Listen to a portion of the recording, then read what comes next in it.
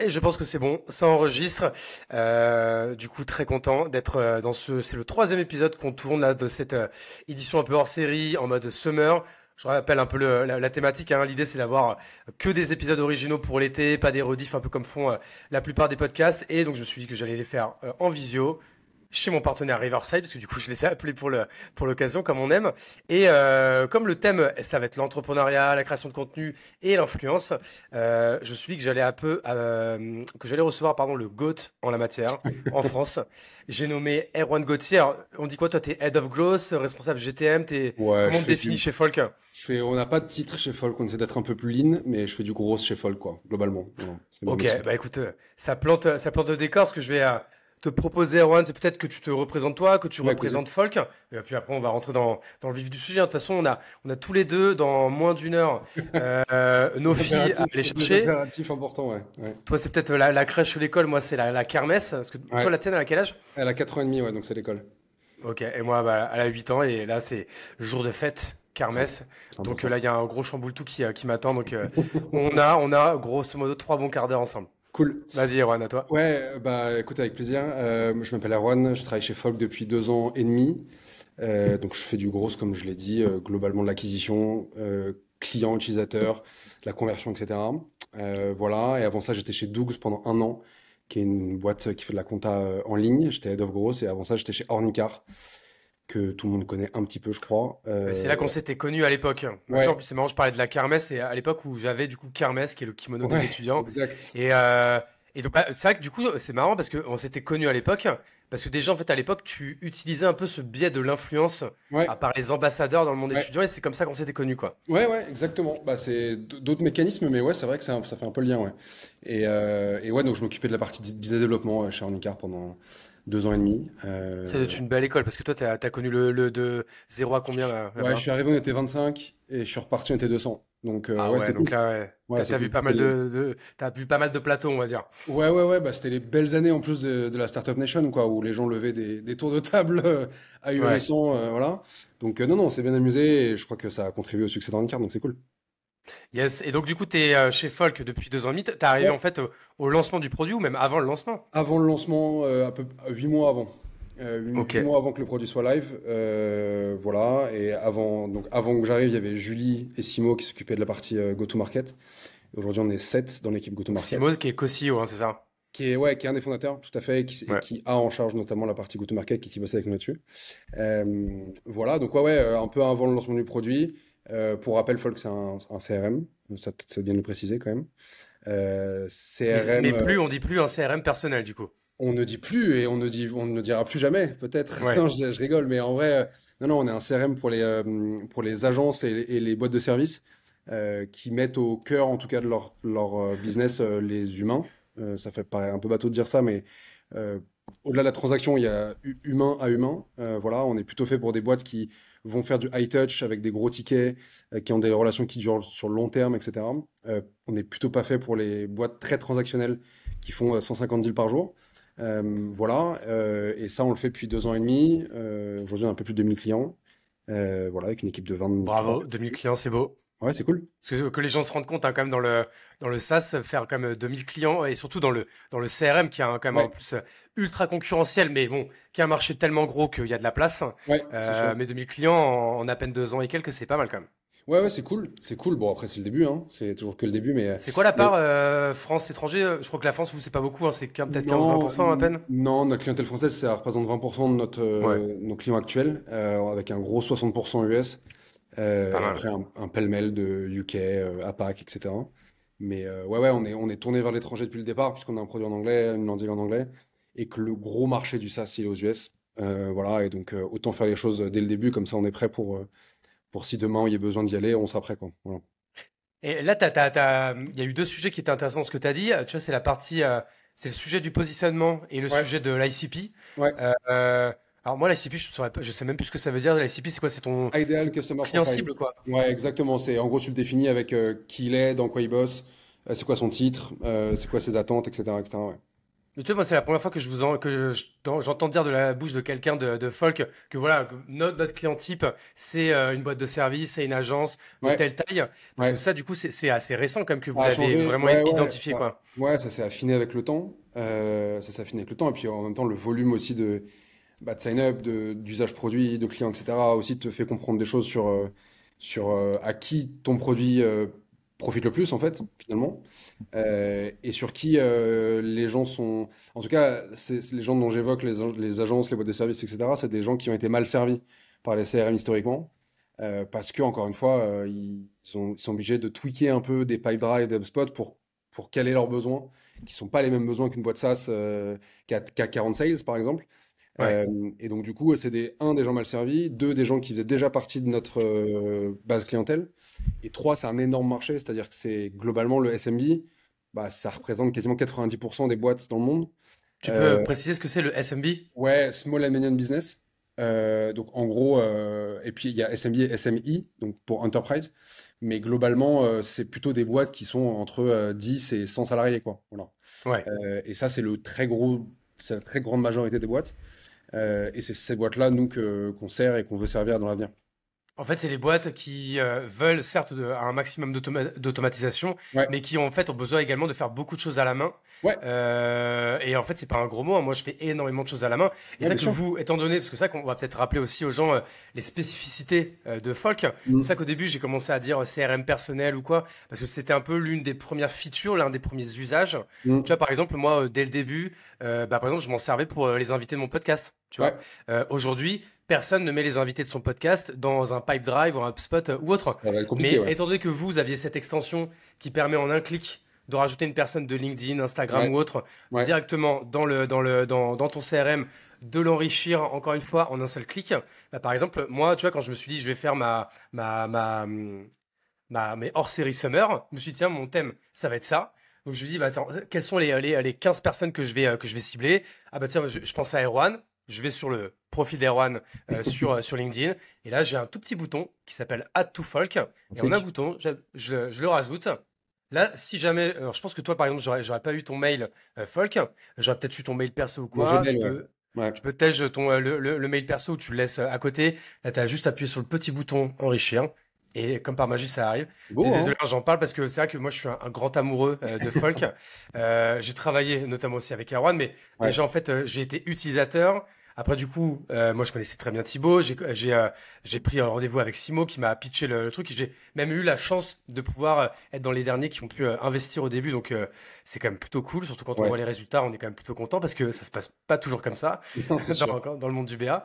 Mais voilà. Donc, désolé, je suis parti un peu dans Non, non, un t'inquiète, monologue t'inquiète. pour présenter Mais- Folk parce que c'est vrai que, tu vois, maintenant, ça me paraît évident et je trouve que ça devient de plus en plus évident. Ouais. Mais la première fois que j'ai découvert Folk, tu comprends pas du premier coup parce que c'était un nouvel usage. C'est ça qui a été Ouais, dur bien au sûr. début, peut-être. Ouais, bien sûr, un nouvel usage, et puis surtout que ça laissait une flexibilité totale à l'utilisateur, en fait. Et donc, quand tu laisses le champ très très libre aux gens, bah, ils en font un peu ce qu'ils veulent, et donc c'est eux-mêmes qui créent les usages. Pendant très longtemps, on avait des gens très très différents et qui faisaient des choses très très différentes sur Folk. C'est moins le cas aujourd'hui, et tant mieux, ça veut dire qu'on a un produit qui s'adapte de plus en plus à un type de persona et un type de clientèle.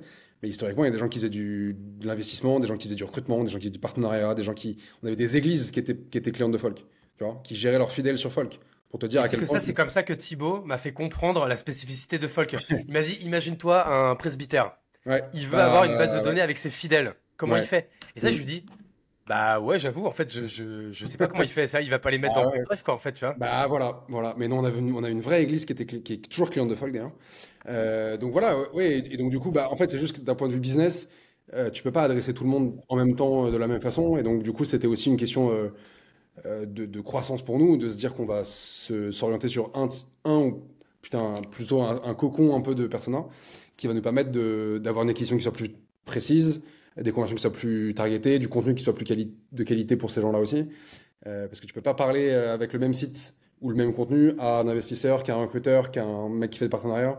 C'est beaucoup trop compliqué. Et donc c'est aussi une question de business pour nous, quoi. Voilà, tu vois, on avait parlé de l'ICP, et puis on a également évoqué le positionnement. Donc Ouais, ça, c'est un positionnement, vous, qui a évolué. ouais. En fait, le positionnement, je suppose qu'il a évolué par rapport à ce qu'on appelle votre alors comment on appelle ça, la user research. Ça pareil, je Ouais, pense qu'il rentre dans ton giron, c'est-à-dire que je sais pas, vous avez parlé avec vos clients et en ouais, bien fait sûr. selon leurs besoins, ils se sont dit bah en fait moi je m'en sers plus comme un CRM personnel ou Ouais, comme un attends, vous avez pas dit à un moment donné aussi un all-in-one CRM ouais, ou ouais, genre en mais ça mode c'était il y a pas longtemps généraliste quoi. encore. Ouais, ouais, c'était il y a encore pas Ça longtemps. pareil, on le dit plus ça. Je t'autorise, toi, à le dire, On peut le dire, mais mais vous avez pu non, le dire dans vos éléments de langage, non, ouais. en tout cas, ça sera plus, c'est plus déjà sur la landing de Folk aujourd'hui. Ok. Mais oui, oui, non, on a changé pas mal de choses. Après, la user research, moi, avant que j'arrive, Simo, il avait déjà parlé avec 500 ou 600 personnes Ah qui étaient ouais, dans la lourd. waitlist de Folk et tout. Donc, en fait, il avait déjà aussi cette vision. C'est quoi les pains de ces gens-là? Pourquoi est-ce qu'ils préfèrent un CRM comme Folk plutôt qu'un autre? Et ensuite, on parle à nos users tous les jours, en fait. Dans le chat, dans le support, on a quasiment 200 démos par semaine, donc forcément, nos sales aussi savent les pains que les gens rencontrent, pourquoi est-ce qu'ils choisissent plutôt folk plutôt qu'un autre, ou à l'inverse, pourquoi ils choisissent plutôt autre chose que folk. Donc ouais, ouais, on parle énormément à nos users, et il y a Elisa qui est arrivée chez nous il y a 6 mois, qui fait ce marketing-là plutôt brand, et qui a fait un énorme travail d'interview, de recherche, pour essayer, c'est elle qui est arrivée avec cette idée de agence business, service business, etc. Enfin, c'est pas une idée, mais en tout cas qui est arrivée à la conclusion parce qu'on se rendait compte qu'effectivement c'était le marché sur lequel il fallait qu'on soit le plus performant possible, quoi. Et tu me disais, attends, que vous faites 200 démos donc par rapport par votre service, votre département sales. Ouais. Euh, C'est-à-dire qu'aujourd'hui, un produit comme Folk, tu es obligé de le vendre avec une démo. C'est pas un Non, produit qui peut, non. comment on dit, qui peut se let growth tout Self-serve, seul en ouais. fait, quoi. Ouais, self-serve. En gros, non, non, aujourd'hui, enfin, historiquement, Folk est un produit self-serve, c'est-à-dire que tu viens, tu sign up, tu fais ta vie et tu payes tout seul. Voilà, ça c'est Voilà. le flow Ça, c'est la normal. vie quand tu es un SaaS. C'est Voilà, c'est ce le qu'on flow rêve, normal. quoi. Ouais. Exactement, c'est le flow normal de Folk. Et ensuite, il y a des cas dans lesquels nous, on aimerait beaucoup parler avec des gens qui sign up sur Folk, parce qu'on estime que la taille de boîte ou le potentiel de cet utilisateur est intéressant pour nous, et que on a des conversions post-démo qui sont 10 fois supérieures à des conversions Évidemment. self-serve, évidemment. Donc, du coup, c'est nous qui leur suggérons des démos, parce qu'on aimerait vraiment leur parler. C'est le premier cas. Et il y a un deuxième cas dans lequel c'est des gens qui nous demandent une démo. On a un forme de contact sur notre site et les gens peuvent demander une démo. Et là, pareil, bah, on y répond quand ça nous paraît intéressant d'un point de vue taille de boîte, etc. Malheureusement, on peut pas donner une démo à tous les gens qui sont en solo user ou choses comme ça et qui malheureusement vont prendre de la bande passante sur potentiellement un deal à 10, 15, 20 sièges, enfin 20 users, je veux dire. Donc voilà, le but c'est un peu de prioriser. Mais oui, le travail des sales aujourd'hui, c'est vraiment de convertir des plus gros utilisateurs sur Fall, quoi. Ok, et on va rentrer un peu dans le vif du sujet, parce que donc, on le rappelle, t'es le Head of Growth de Folk.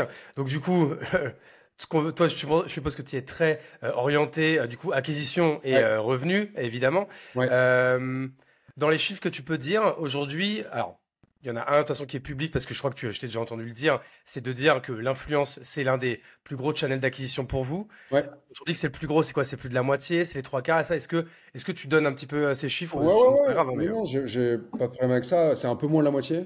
ok. Après, en fonction des mois, en fonction de plein de choses, mais aujourd'hui, c'est un peu moins de la moitié. Donc, influence en un. Ensuite, tu m'as pas posé la question, mais je continue sur les channels. Mais Bah, le en paid, fait, c'était c'est ça la question. Ouais. implicitement, c'était ça ma question. Ouais. Ouais, ouais. Donc, influence en un, on a un peu triptyque paid, affiliation et organique. Voilà, c'est à peu près au même niveau. Et ensuite, on a beaucoup de product marketing. On lance beaucoup de sujets, beaucoup de nouvelles features, beaucoup de nouveaux free tools, etc., etc. Et donc ça fait partie globalement de notre acquisition, puisque ça vient targeter des nouveaux usages et des nouveaux utilisateurs. Et du coup, tu Euh, les as par quoi? C'est parce que ça, en fait, c'est plus un outil qui va servir les autres ouais, channels d'acquisition, en fait. ouais, ouais, ouais. Et ben ça, globalement, nous, en fait, deux choses. Soit on lance des nouvelles features qui sont internes au produit. Dans ce cas-là, on a un product marketing autour qui vient entre guillemets servir de nouveaux usages. Par exemple, on va lancer Message, qui est l'outil d'emailing à l'intérieur de Folk. Quand on a lancé, on a essayé de targeter plus large que notre base existante pour Ouais, essayer de dire, ok. OK, bah en fait, voilà, vous pouvez aussi faire ça. En fait, c'est juste des branches par lesquelles les gens peuvent rentrer dans Folk. Typiquement, on a sorti un tool gratuit il y a un peu plus de 2 mois qui te permet d'extraire les likes et les commentaires d'un post LinkedIn pour ensuite les C'est vrai. enrichir et ensuite aller les prospecter. Et ça, typiquement, c'est une entrée parmi d'autres que tu peux prendre pour entrer dans Folk. Et donc, nous, notre travail, c'est de faire en sorte que tu passes par ce tool gratuit pour ensuite finir dans Folk et y comprendre de l'intérêt, de la valeur, quoi. Voilà. Donc c'est un peu ça aussi notre taf là-dessus. Ouais. C'est ça on peut faire des séquences messages. Ouais, Du coup, sur Folk, alors je reprends l'exemple que j'avais tout à l'heure, hein. Même on va reprendre l'exemple de ce prêtre qui a tous ses le fidèles fameux. sur Folk en un message, en un clic. Ouais, Il peut leur envoyer un peu comme une newsletter. Il peut leur envoyer un bien mail sûr. à tout le monde. Il peut dire, je vais l'envoyer. Alors, ça serait un peu bizarre. Je vais l'envoyer qu'aux femmes ou je vais l'envoyer qu'aux hommes. Enfin, Ouais. je vais les envoyer Ah ouais, parce que tu peux après filtrer comme tu bien veux sûr. dans le truc. Donc, est-ce que demain ça veut dire que Folk ça peut devenir également je sais pas, par exemple, un outil de prospection à froid, donc de cold prospection. Ouais, il y a des gens qui l'utilisent comme ça aujourd'hui. Moi, ça Euh, m'arrive, par exemple, tu vois, dans les ouais, usages. bah donc voilà, c'est déjà le cas. Après, on cherche pas à acquérir ce type d'usage-là particulièrement, parce que encore une fois, les outils de Colymail ont un usage qui est assez faible, c'est-à-dire dans le sens où il y a peu de repeats, c'est-à-dire que tu vas tester une campagne, il n'y a pas beaucoup de volume, c'est-à-dire que à part des très grosses boîtes qui font 15 campagnes par jour, globalement, les gens font pas 10 campagnes par jour, c'est-à-dire qu'ils en font une toutes les semaines, 2 semaines, et ils reviennent ou ils reviennent pas, tu vois. Alors que le CRM est vraiment au cœur de ton business. C'est-à-dire qu'aujourd'hui, Ah, les ça, je suis gens, nous, d'accord. le daily usage de Folk est bien supérieur, mais de très loin, à des outils de cold email, parce que c'est ta donnée centrale, en fait. C'est là où tu viens travailler. C'est un peu comme si tu ouvrais Notion le matin, tu vois. Et C'est, en c'est- fait, c'est exactement l'exemple que j'allais te donner. Tu vois, moi, je pense qu'aujourd'hui, l'outil forcément sur lequel je suis plus la journée, c'est comme tout le monde, c'est ma boîte email. Ouais, En deuxième, c'est sûrement Notion. Mais voilà. tu vois, collé de très très près par Folk. Parce que Voilà. pareil, moi, c'est vrai que alors j'ai deux écrans, tu vois. Et chez moi, c'est vrai que j'ai toujours les mails là, avec Internet, avec j'allais dire Safari, avec Arc.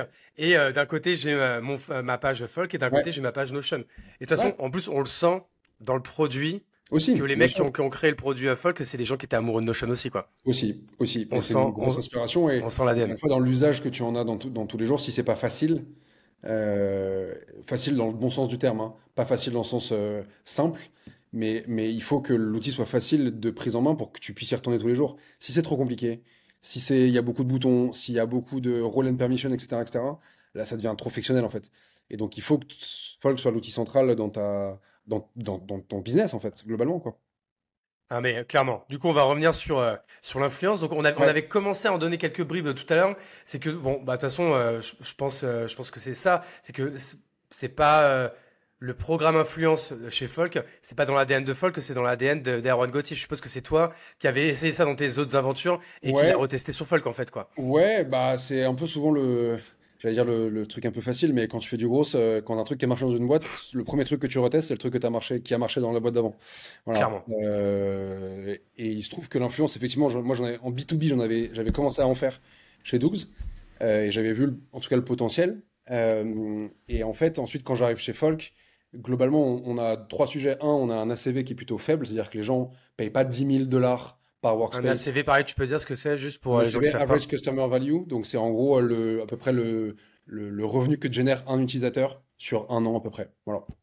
Euh, donc on a cet ACV qui est plutôt faible, voilà, et on a un prix par utilisateur qui est pas élevé non plus. C'est-à-dire que globalement, tu payes pas très cher chez Folk aujourd'hui. Ouais. Euh, Vous pouvez aller voir, hein, franchement, déjà, bah, de toute façon, les gens peuvent tester gratuitement. Et dans ouais, tous les cas, pareil, ça coûte pas hyper cher par rapport à non, d'autres CRM, quoi. non, le premier plan est à 24 $ par mois par user, donc clairement Ça c'est devrait aller. voilà, voilà. Donc bref, tous ces deux critères-là font qu'on est obligé d'avoir une acquisition qui soit un en volume. Euh, Parce qu'on sait qu'on a une conversion après qui est du coup qui est bonne, mais qui malheureusement c'est un self-serve, donc les gens, bon, il n'y a pas que 40% des gens qui vont me payer à la fin, sinon ça serait trop beau. Voilà, et que il nous faut une acquisition en volume et pas cher. Voilà. Et l'influence rentre dans ces critères-là, notamment en B2B parce que volume, parce que il y a une profondeur qui est costaud, c'est-à-dire qu'il y a beaucoup d'influence, il y a beaucoup de créateurs. Il y a beaucoup de marchés différents, il y a beaucoup de plateformes, etc., etc.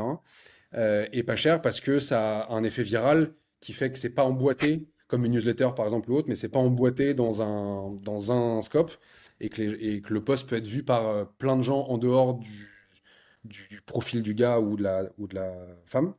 Voilà, mais donc ces deux critères-là, plus un dernier critère, c'est qu'on avait un produit que les gens aimaient.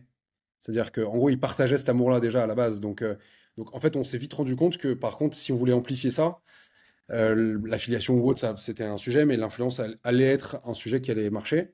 Voilà, nous, ça fait 18 mois, quasiment 2 ans qu'on fait de l'influence B2B. C'est une des plus grosses channels qu'on a testé au départ et c'est aujourd'hui la plus grosse channel de folk. Voilà, et on ne fait que sur LinkedIn pour l'instant et on est en train d'ouvrir sur d'autres plateformes pour essayer Et t'as de. écrit, est-ce que tout ce que t'as, parce que là, on va essayer de, en tout cas, de tout ce que tu peux dire, hein, d'itérer là-dessus là Ouais. pendant 30 minutes. Euh, du coup, là, au bout d'un an et demi, c'est-à-dire que je sais plus, ça fait plus de 10 000 heures, etc. Donc, tu es forcément du coup un expert en ça. Est-ce que tu as écrit, genre, est-ce que tu as mis tout ça dans une Bible, un playbook, un bout de papier, un post-it, quelque part? Enfin, et d'ailleurs, est-ce que c'est ton but à un moment donné de l'écrire et de le partager, ça? Ou Euh, ou c'est un peu un trésor de guerre? non, non, non, c'est un bon point. Moi, je pense qu'il n'y a pas de secret. C'est-à-dire que tous les trucs que tu penses être une idée incroyable que tu viens d'avoir, il y a un gars qui l'a eu 100 fois avant toi.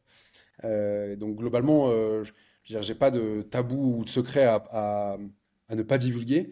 Je l'ai pas écrit, enfin je l'ai pas formalisé tel quel. Après, nous chez Folk, en fait, on fait des notes quand on lance des projets, quand on lance des initiatives ou des channels, des notes un peu régulières, tu vois, tous les mois, tous les 3 mois, tous les 6 mois, pour un peu donner un aperçu ce qui a été fait, ce qui a marché, pas marché, les learnings qu'on en tire, etc., etc. Donc Une j'ai sorte de beaucoup de carnet de notes. bord. Ouais, exactement. J'ai beaucoup de notes sur l'influence. Après, c'est pas digeste parce que c'est très spécifique à Folk et que c'est très compréhensible par nous. C'est pas trop lisible par quelqu'un d'externe. Mais non, en vrai, en tout cas, j'en parle de plus en plus avec des gens parce que du coup, les gens comprennent qu'on en fait. On vient me voir aussi pour ça, d'essayer de comprendre un peu comment ça marche, etc. J'essaie de toujours donner un peu le même truc qui a marché pour nous. Après, malheureusement, c'est pas une vérité C'est pas générale, une mais règle exacte, ouais. voilà. Sachant qu'en plus, ce qui est marrant, c'est que toi, tu as commencé à l'époque où c'était un peu le sbeul, quoi. Tu vois, c'était. Ouais, c'est un peu le Far Et West, maintenant, ouais. ça. Et ça, en fait, c'était une époque où c'était un peu le Far West côté créateur, Ouais, influenceur. Tu vois, d'ailleurs, on s'entendait même pas sur le mot utilisé. Et c'était un peu l'incompréhension côté marque. Donc, c'est pour ça ouais, que, tu vois, des gars comme toi, comme Shine, comme Abby, comme. Penny Lane un peu aussi. Enfin, vous êtes à une dizaine de marques à vraiment à tester de plus ouais. ou moins grande ampleur.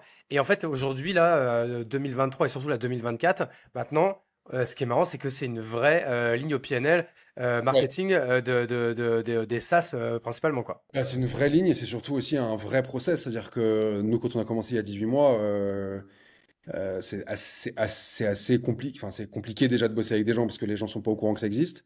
C'est compliqué d'avoir des métriques, c'est compliqué. Enfin, tout est compliqué en fait.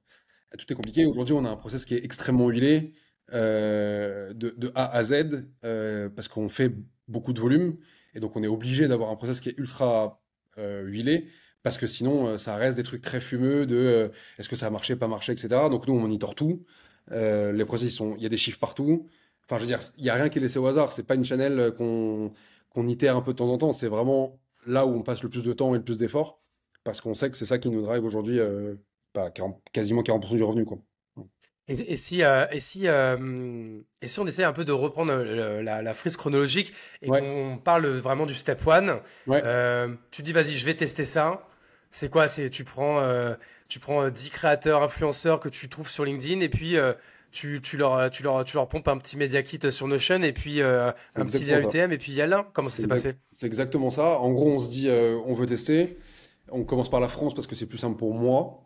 Dans le sens, enfin, je peux connaître les gens ou je peux avoir une intro, etc. Donc c'est plus simple.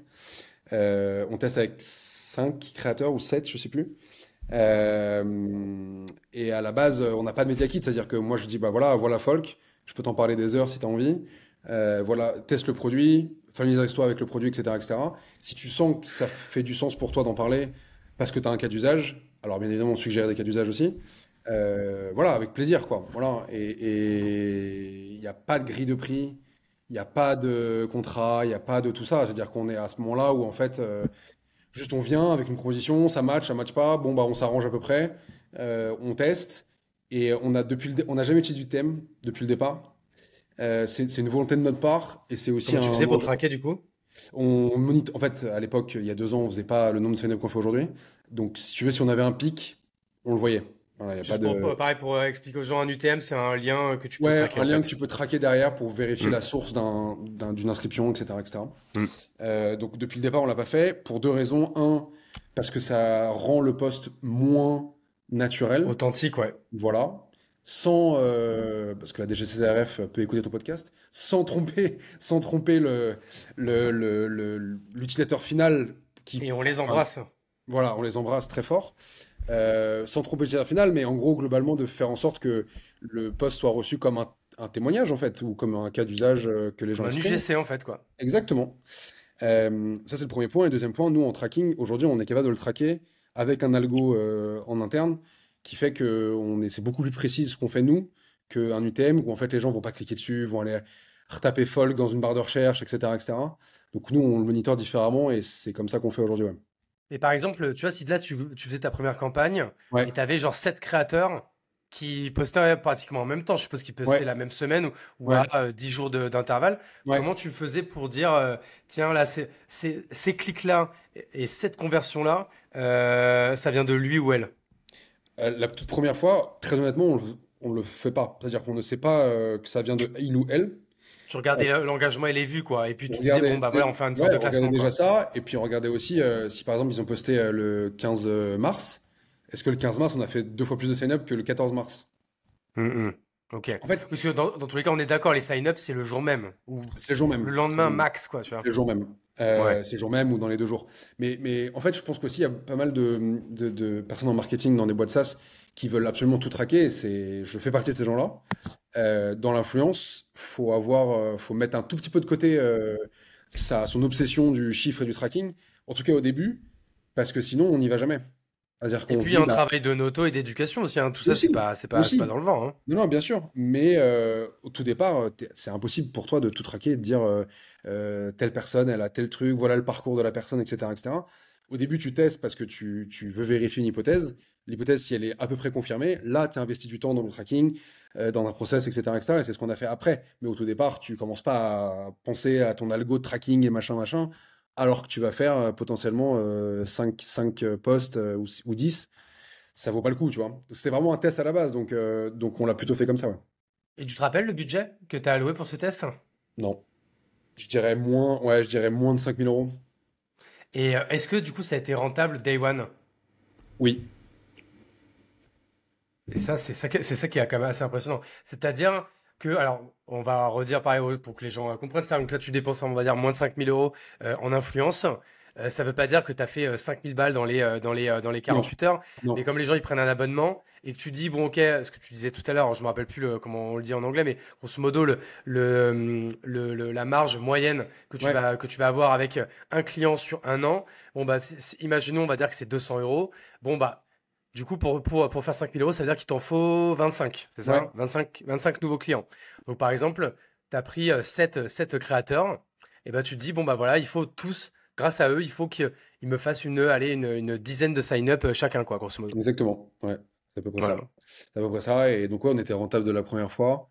Et donc, c'est ce qui nous a aussi confirmé dans l'idée d'accélérer sur la channel, quoi. Encore une fois, moi, mon taf, c'est de me tromper le plus vite possible. Et donc, du coup, j'essaie de me tromper au maximum vite. Donc, on lance très vite, on monitore très vite.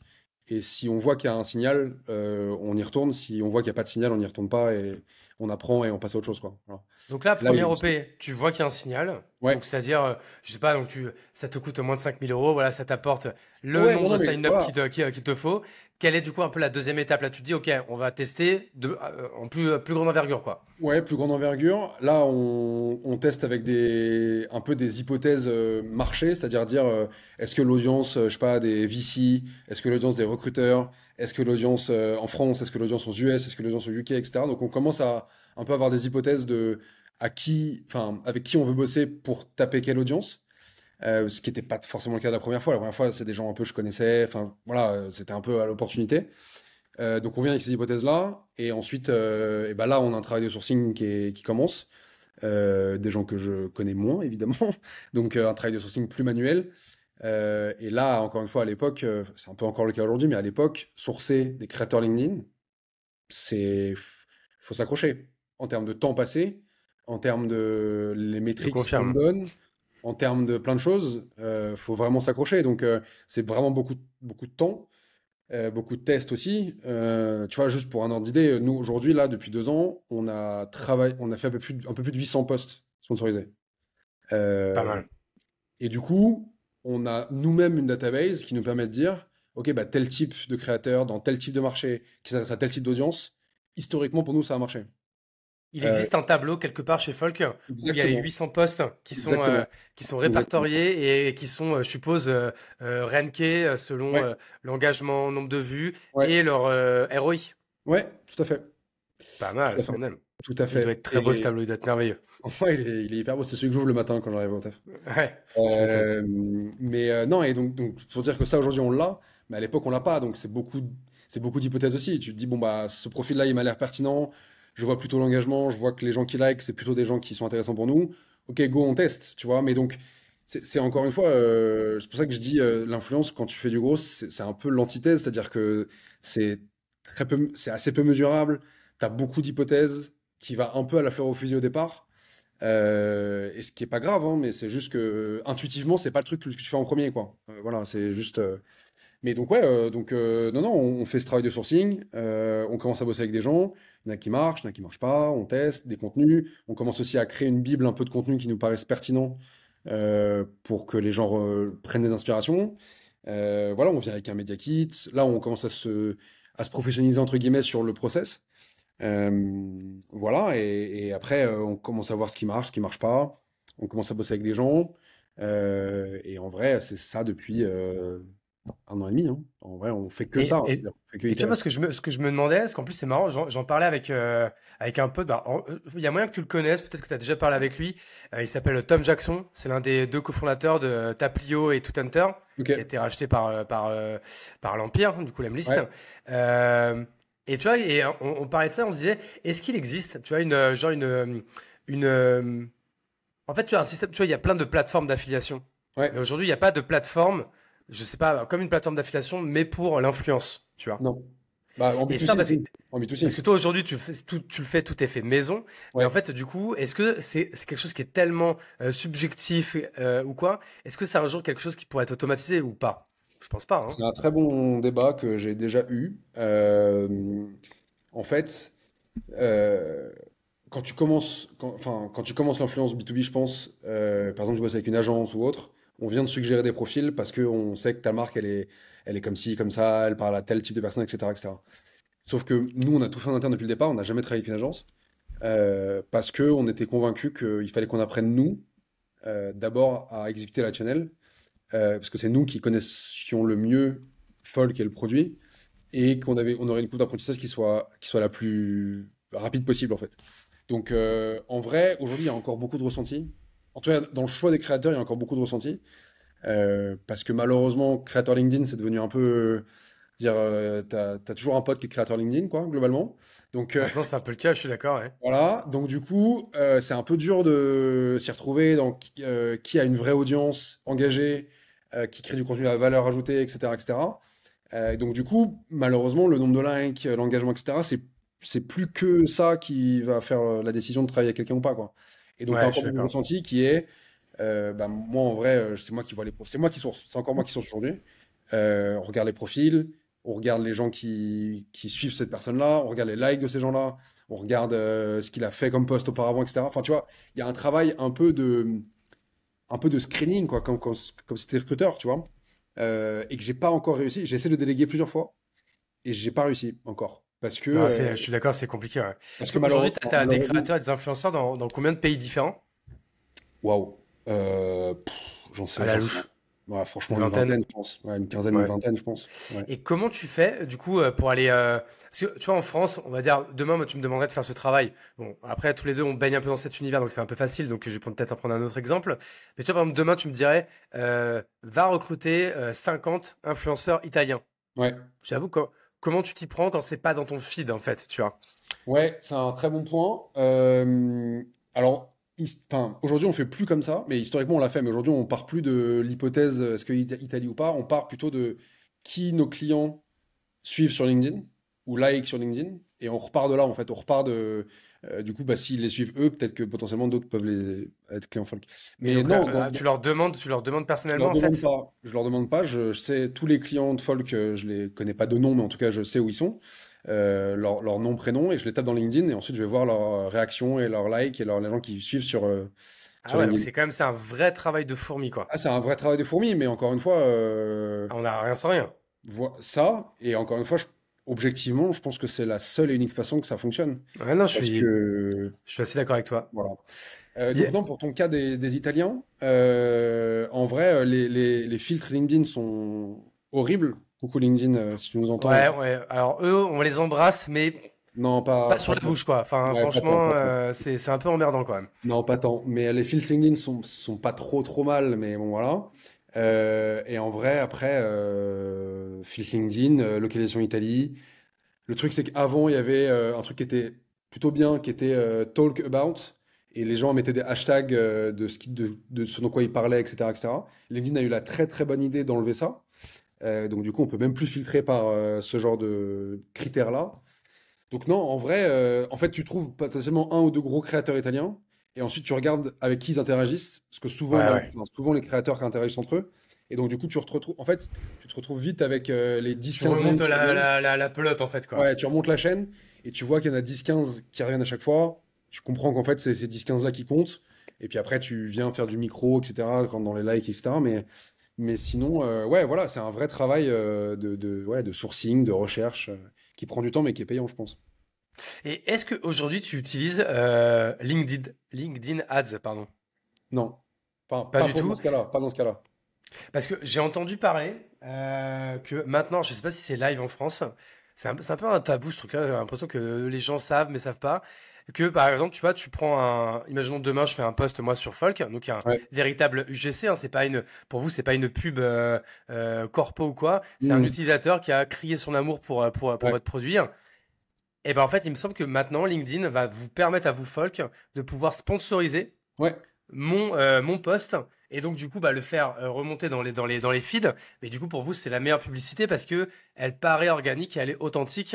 Et en fait aujourd'hui ça ce qui est dommage c'est que même vous par exemple tu vois moi je sais que le plus gros post que j'ai fait pour vous il a fait genre 100 000 vues, donc Hmm. ce qui est énorme maintenant même à mon niveau parce que maintenant l'algo il est quand même assez capricieux. Mais voilà, malgré les 100 000 vues, bah en fait ça a duré peut-être 5-6 jours. Et en Ouais. fait au bout de 6 jours plus personne ne le voit. Et Ouais. ça que par l'Ads, eh ben, tu pourrais redonner vie, enfin, continuer de faire vivre des bons contenus pour aller le faire montrer, pour aller le montrer à d'autres personnes. Ouais, absolument. C'est live en France pour les employés de la boîte. Donc, moi, il Euh, suffit que je me mette genre ambassadeur folk et on pourrait le faire. exactement. Exactement. Bon, et bah Exactement. écoute, on pourra se reparler C'est alors. un truc qui est dans le backlog, pour être tout à fait honnête, mais on l'a pas encore Hmm. priorisé. Mais ouais, on y pense. Après, on fait de l'influence notamment parce que il y a un coût fixe par poste, etc. Là où dans l'Ads, tu as un coût variable qui est, sur LinkedIn notamment, tu payes chaque jour pour tant d'impressions, etc., etc.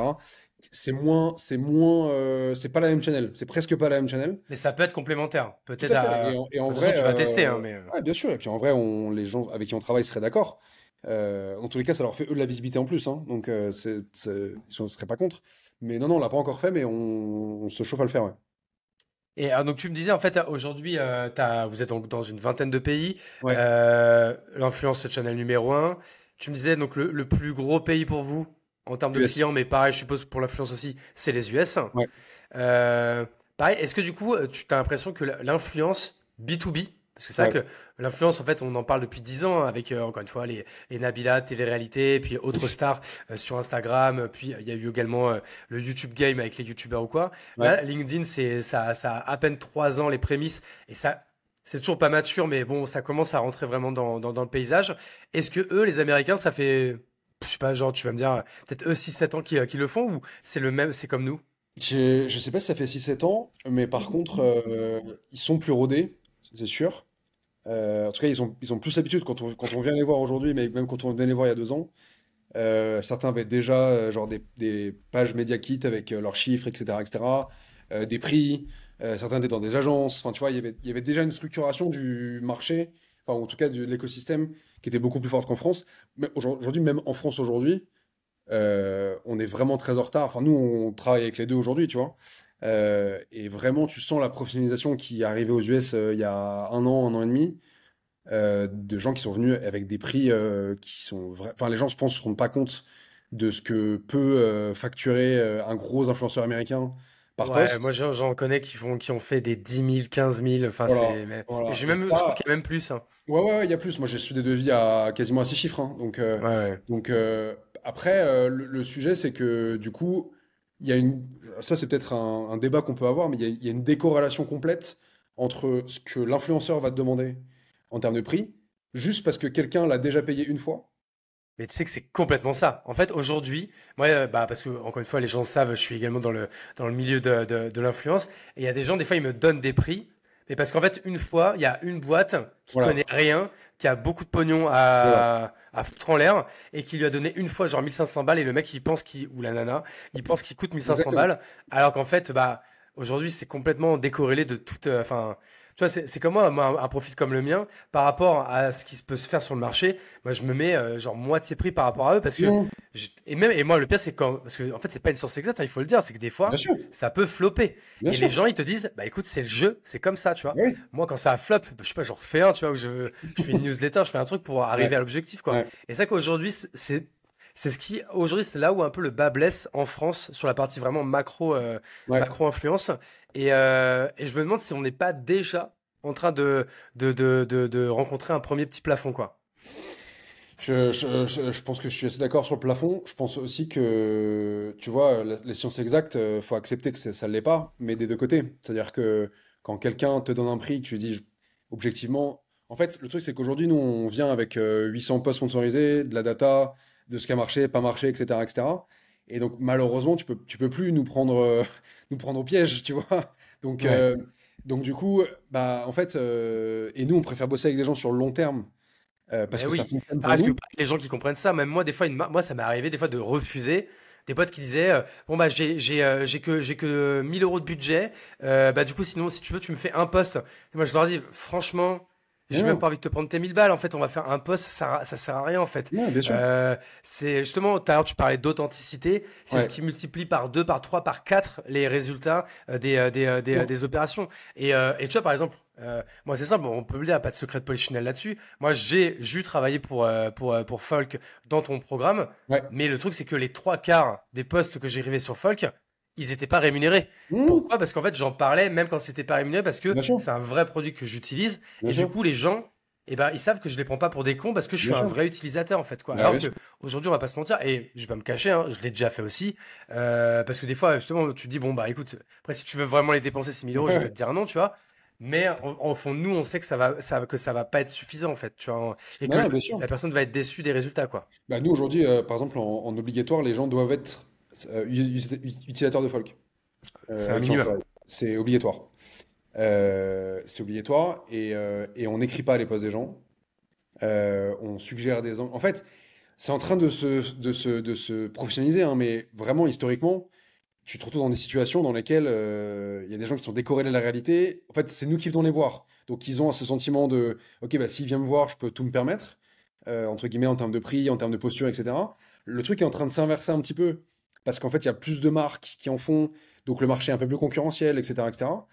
Euh, et nous, on est réputés, je sais pas si c'est une réputation, mais on est réputé pour travailler avec des gens sur le long terme à des prix beaucoup, enfin, en dessous de marché que les gens peuvent avoir. Sauf que les gens avec qui on travaille sont contents de travailler avec nous parce que on travaille sur le long terme, parce qu'on donne des résultats, enfin, en tout cas, on montre des chiffres probants en disant ça marche pas. Il n'y a pas de flou artistique sur ah, en fait, tu travailles avec nous, mais on sait pas trop, etc., etc. C'est très quantifié. Il y a, on a une communauté WhatsApp dans laquelle il y a tous les influenceurs avec qui on travaille. Ils se parlent tous les jours, ils s'échangent des tips, etc., etc. Enfin, on essaie de créer autre chose. Après, je dis pas que genre des Adobe ou des Hootsuite, quand ils arrivent sur le marché de l'influence, ils vont pas faire la même strat que nous, tu vois. Et c'est ok. Il y a pas de, c'est pas un problème. Mais il faut pas que les gens se trompent en tout cas dans le regard et dans la posture qu'on doit avoir quand on travaille sur cette channel-là. Moi, en vrai, c'est une découverte, tu vois. Je travaillais pas là-dedans dans le B2C avant, etc. Pour moi, c'est une découverte. Et tu comprends des rouages, tu comprends des mécanismes un peu psychologiques aussi, tu vois, qui sont intéressants, mais il faut savoir naviguer, quoi. C'est un peu compliqué parfois. Et alors, donc, je sais que vous avez également du coup un programme d'affiliation, puisque du coup Ouais, je suis dedans. C'est quoi, comment, alors du coup c'est également dans ton giron. ouais, Euh, Ça va être quoi un peu les différences de traitement entre bah, justement les programmes d'affiliation et les programmes d'influence? Parce que le programme d'affiliation c'est quelque chose, bon pareil pour les gens qui ne savent pas ce que c'est. Le programme d'affiliation c'est simple, hein, par exemple, moi je suis un affilié de Folk. C'est-à-dire quand je vais parler de Folk, je vais mettre du coup bah, un lien. ouais, Euh, et je ne suis payé que à la performance, que à tout à la fait, transformation. tout à fait. Donc voilà, Tout à donc c'est fait. ça. Donc Ouais. comment toi tu traites les deux sujets différemment et même qu'est-ce qui peut être un peu pareil? Ouais, bah déjà, c'est deux business models différents. En vrai, là où, entre guillemets, tu payes une commission à quelqu'un qui vient t'apporter un nouveau client dans le cas de l'affiliation, dans le cas de l'influence, on paye au prix par poste fixe, peu importe si le poste est incroyable ou si le poste est un flop, quoi. Voilà, globalement. Donc, Ouais, c'est un enjeu, c'est un pari des deux côtés. il y a un petit Ça, c'est le côté premier. gambling quoi. Ouais, exactement. En fait, j'en parlais notamment avec la personne qui s'occupe de ça chez Till, qui est un outil de job description, enfin, job CV, je crois, je sais plus très bien, j'ai pas travaillé encore le produit, et qui me disait, en vrai, c'est un peu comme de l'angel investment. C'est-à-dire que tu paries sur des gens, et si ça marche, enfin, en gros, t'en fais 10, il y en a un qui va rembourser tous les autres, et voilà, et c'est comme ça que ça marche, quoi. C'est un peu Euh, l'idée. Exactement. Et donc ça, c'est la première différence. Deuxième différence, c'est qu'on aide quand même et on suggère la création de contenu pour les personnes qui ont travaillé sur l'influence. En tout cas, on essaie d'apporter une expertise contenu. Tiens, ça ça marche pas, etc. Là où on le fait moins pour les affiliés qui sont beaucoup plus autonomes, qui en gros, une fois qu'ils ont leur lien, bah, évidemment, on leur suggère un affiliate kit, il y a une newsletter qui part 2 fois par mois, etc., etc. Mais on va pas les driver pour qu'ils fassent A ou B, en fait. Voilà, ils sont plutôt autonomes là-dessus. Ils sont libres. Ouais. Ouais, exactement. Voilà. Et non, et en vrai, c'est juste ces deux programmes différents. Et je sais qu'il y a sur YouTube, par exemple, nous, on commence à en faire et on fait les deux en même temps. C'est-à-dire qu'on fait des vidéos sponsorisées dans lesquelles on paye un fixe, plus les personnes viennent mettre un lien d'affiliation. Ça, c'est un truc qui se fait depuis 15 ans sur YouTube. Euh, Donc un fixe et un variable en fait du coup. Exactement, un fixe et un variable. Exactement. Un fixe et un variable, ce qu'on fait pas sur LinkedIn, parce que c'est beaucoup plus dur de le traquer comme ça, et que sur YouTube, les vidéos restent dans le temps, et donc c'est un modèle qui est un peu différent sur d'autres temporalités. Donc ouais, voilà, les deux grosses différences, c'est ça. Et ensuite, le recrutement des affiliates est un peu autogéré, c'est-à-dire que c'est beaucoup de nos utilisateurs, c'est des gens qui sont déjà intéressés par ça. Là où dans l'influence, en fait, on va chercher les gens. On a très très très peu d'inbound, voire zéro en fait. Là où dans l'affiliation, il y a plus d'inbound et c'est plus organique, quoi. Et autant là t'as craqué un peu le game de l'influence, même si tu peux aller sûrement encore beaucoup plus loin. Est-ce que ça l'affiliation c'est un truc que vous avez craqué ou pas encore?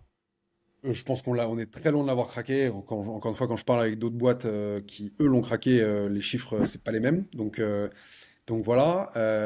Donc non, on est loin de l'avoir craqué. Ça fait 6 mois qu'on est dessus. En tout cas, les signaux étaient bons et sont continuent à être bons aujourd'hui. Donc on investit du temps sur ce programme-là, sur cette chaîne-là. Il y a encore beaucoup de choses à améliorer. Mais non, on est loin d'avoir craqué. Encore une fois, on profite de l'influence. Enfin, l'influence a plein aussi de side effects, c'est-à-dire que tu fais l'influence, mais ça découle sur ta visibilité globale, sur, je sais pas, des investisseurs, sur des partenaires, sur plein de Ouais, choses. ta marque employeur et tout. Exactement, ça découle de plein de choses. Donc, tu vois, par exemple, on a 20 000 abonnés sur notre page LinkedIn, Ouais, et ce qui est beaucoup hein, pour une ce qui est page beaucoup, tu vois, ce corpo. qui est démesuré par rapport à... Enfin, ce qui est démesuré. Ce qui est beaucoup par rapport à qui on est en termes de vraie taille de boîte, tu vois. Ouais. Et c'est une très bonne chose, tu vois. Et donc, du coup, l'affiliation, ça, c'est pas la même chose. C'est-à-dire que il n'y a pas d'effet un peu boule de neige sur l'affiliation. Malheureusement, faut toujours mettre de l'input pour que ça s'alimente. Donc, c'est juste plus long et plus painful à opérer, quoi. Mais ça va le faire. Et on va craquer ça. Alright. Et là, je vais avoir un peu une dernière question sur ce sujet-là, parce que je vois que l'heure tourne. Ouais. Aujourd'hui, donc, vous avez un ADN très LinkedIn. Bah, Ouais. déjà, rien que déjà de base, votre produit, il a un ADN, il a Ouais. un ADN LinkedIn. Je pense que Tout à vos fait. clients, ils étaient sur LinkedIn ou Ouais. quoi. Donc, vous êtes quand même très LinkedIn marqué au fer rouge. Euh, Aujourd'hui, c'est quoi les autres, alors, j'allais dire les autres plateformes. T'as parlé de YouTube, mais est-ce qu'il y en Ouais. a d'autres? Est-ce qu'aujourd'hui, vous arrivez à faire des choses sur Instagram, sur TikTok, sur, je sais pas, sur d'autres choses, sur des Ouais, skyblogs? YouTube, Non, YouTube c'est la deuxième campagne qu'on lance là en ce moment. On a fait Ouais. une première, pareil, test. Ça a fonctionné, les signaux étaient bons, donc on en relance une deuxième. On est un produit qui est adapté à YouTube, produit SaaS. produit qui est visuel, donc tu dois montrer des workflows, etc., etc. Il y a déjà beaucoup de créateurs sur cette niche un peu productivité, sales, agence, etc. Donc ça nous va très bien. En fait, il y a déjà des gens avec qui on peut parler, quoi. Tu vois, on vient pas créer une catégorie sur un plateforme. On a essayé 2 fois TikTok. 2 fois, j'en ai des séquelles. Voilà. Mais ça n'a pas marché. En vrai, ça n'a pas marché pour l'instant. On n'a pas réussi à aller correctement. Je crois que Euh, personne n'y arrive, hein. TikTok, c'est Franchement, pas il y fait en pour ça a, mais aujourd'hui. c'est des Américains Ah ouais? encore. Ouais. Mais tu vois, des boîtes comme Tango, comme Copy.ai, comme Notion, par exemple aussi, Ouais. ils y sont allés et ça marche très bien. Je, je- je pense que, je suis moins consommateur de TikTok que de LinkedIn. Donc ça crée un biais aussi. Forcément. Voilà, voilà. Donc je pense que si on y retourne, c'est par une agence, par exemple. Là, je vais me faire prospecter en masse par des agences TikTok là, dans 3 minutes. Mais Ouais. Tente l'agence Slick, ils sont très bons pour ça, on m'a dit. ok, ok. Donc Copain non, de Slick, ça, et puis Sleeq. ok. Et donc ouais, on y est déjà allé.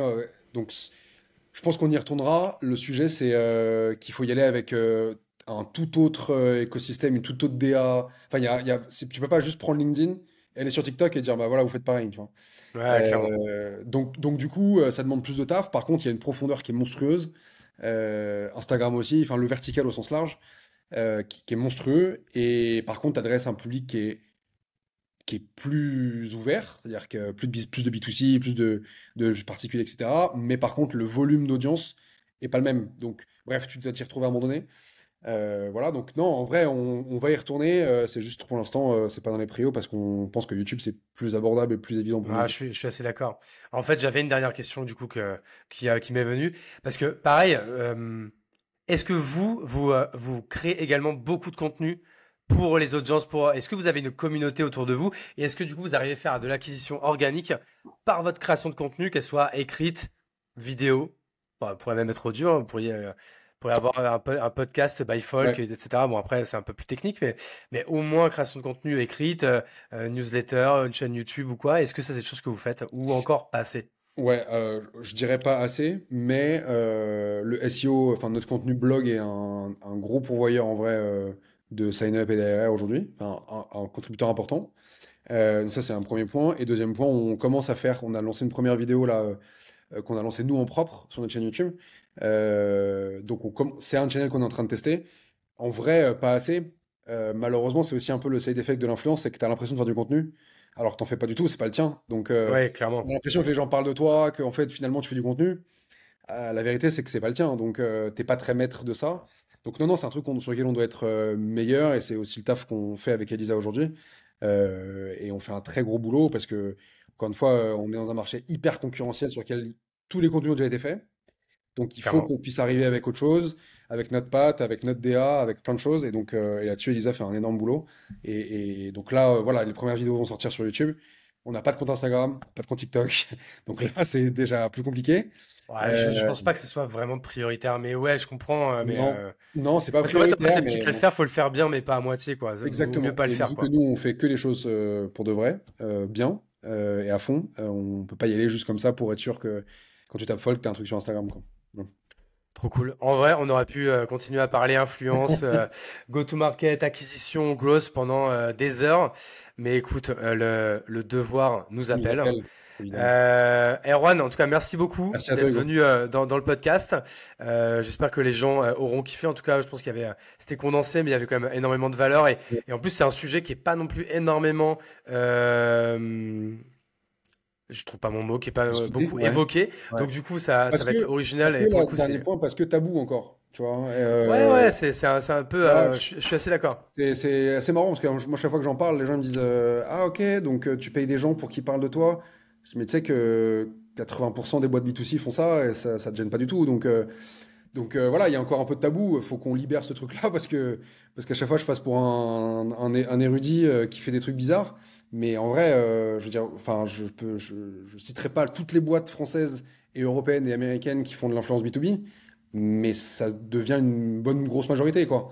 Donc, Ouais, ouais, clairement. donc voilà, donc c'est pas du tout un tabou et il faut que les gens se libèrent avec ça, hein. Ouais, non, non, tout le monde, tout le monde s'est mis là. Il y a 2 ans, on avait 5 clients. L'année dernière, on en avait 20. Ouais, Maintenant, en vrai, on en a 80. Enfin, c'est tout le ouais, monde maintenant a au moins une ligne. Il y a encore certaines boîtes qui utilisent un peu des queues de budget, mais franchement, c'est de moins en moins, quoi. Ok.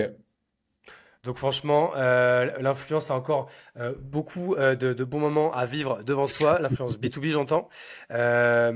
Essayons à nous aussi de faire les Ouais, bien choses sûr. bien, de pas en faire un truc malsain et de faire en sorte que les feeds LinkedIn restent digest.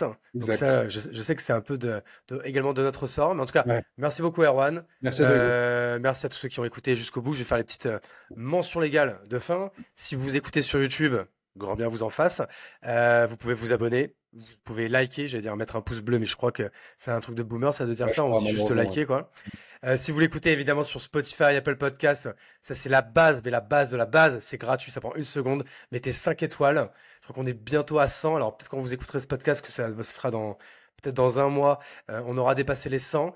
Mais voilà, moi ça m'aide beaucoup à exister dans cette jungle qu'est le podcast et à rattraper peu à peu Mathieu Stéphanie, que je dépasserai un jour, je l'espère, et je l'embrasse s'il écoute ce podcast. Merci à toi, Erwan, merci à Merci, tous, Hugo. et puis à très bientôt dans La Chapelle Radio.